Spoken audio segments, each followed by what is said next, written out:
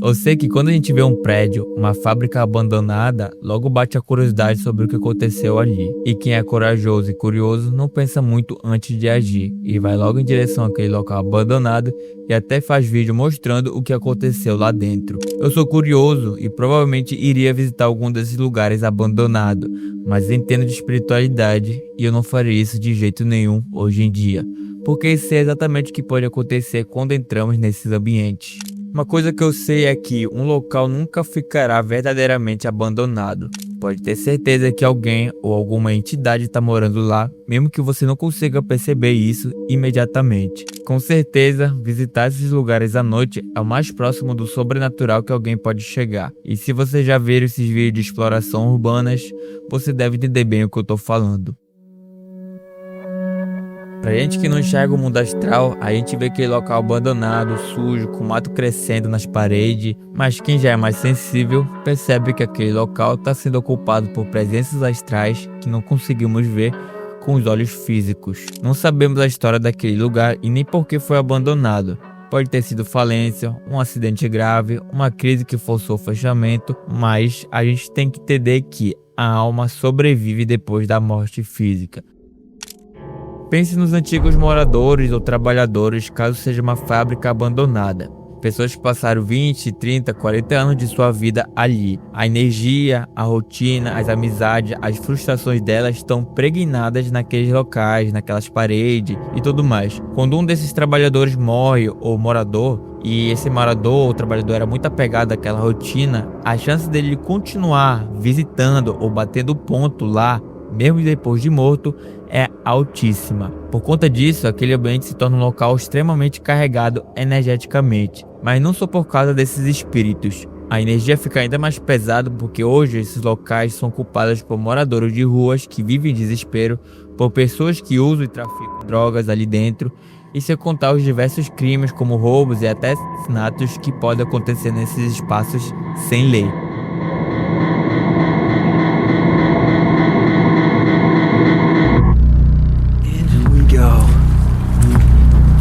Into hell.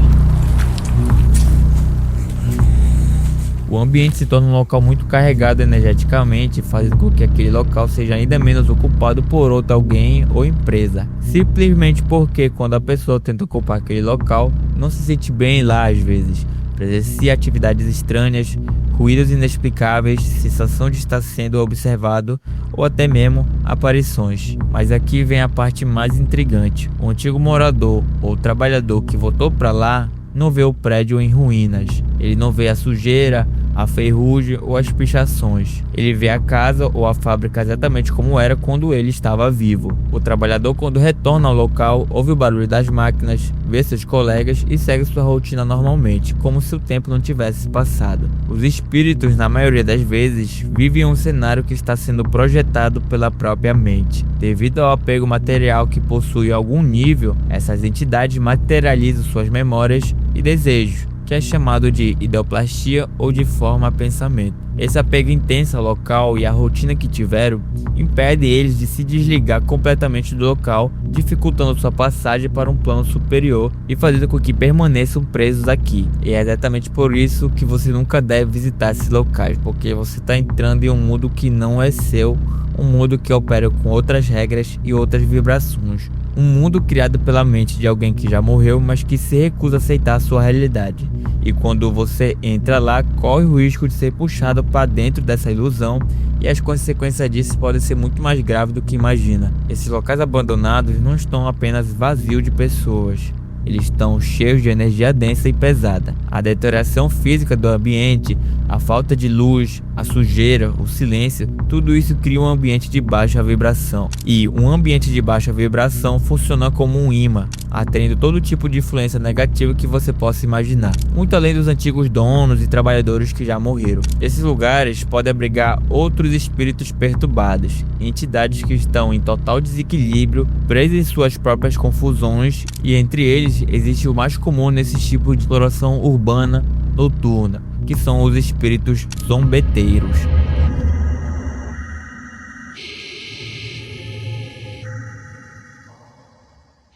Yeah, I don't like the feeling of this. Bail.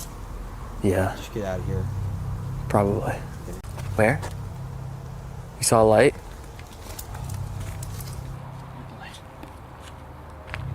Hello?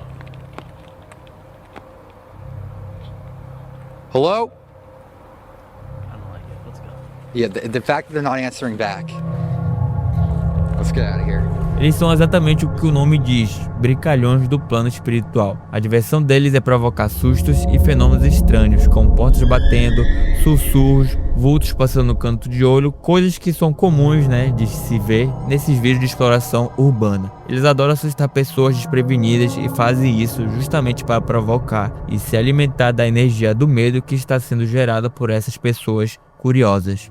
Mas não pense que eles são demônios ou entidades super malignas. Na maioria das vezes, são espíritos ainda muito imaturos, que não evoluíram e continuam apegados às sensações da vida material. Muitos nem sabem direito que já morreram e agem por pura ignorância sobre a sua condição espiritual. E um local abandonado, sem luz, sem oração, sem vida, se torna um parquinho de diversões perfeito para eles. A resistência espiritual ali é quase zero, o que facilita qualquer tipo de manifestação que eles queiram criar. Eles se aproveitam da sua curiosidade e principalmente do seu medo para agir. O grande perigo disso tudo são as consequências para o visitante. Quando o visitante entra em sintonia com essa energia, pode sofrer o que chamamos de contaminação energética.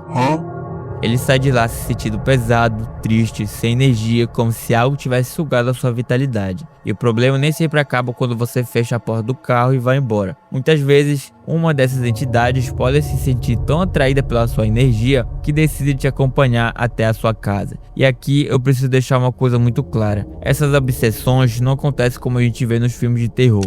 Você não vai chegar em casa e ver objetos voando ou cama levitando. A obsessão espiritual, na maioria das vezes, é muito sutil e silenciosa. Ela começa a se manifestar através de pesadelos constantes, uma irritabilidade sem motivo que te faz brigar com seus familiares e amigos, uma ansiedade que surge do nada, medos que você não tinha antes e uma sensação de estar sendo vigiado dentro do seu próprio quarto. É um desgaste lento e constante que vai minando a sua paz.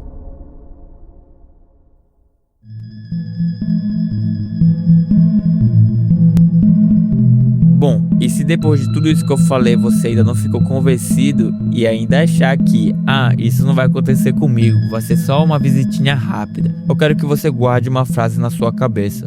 Uma vez que você pisa em um pântano, é impossível sair de lá com os pés limpos. Não importa se você ficou 1 minuto ou 1 hora. Um pouco daquela lama, daquela energia densa vai grudar em você. E essa lama você vai carregar para fora, para o seu carro e para sua casa.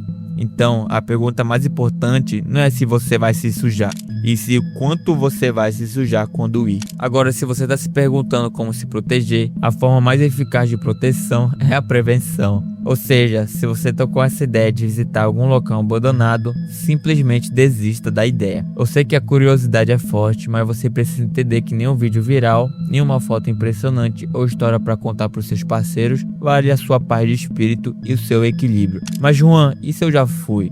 Bom, se isso já aconteceu há muito tempo, nem precisa se preocupar. A nossa energia não é estática, ela é um fluxo constante.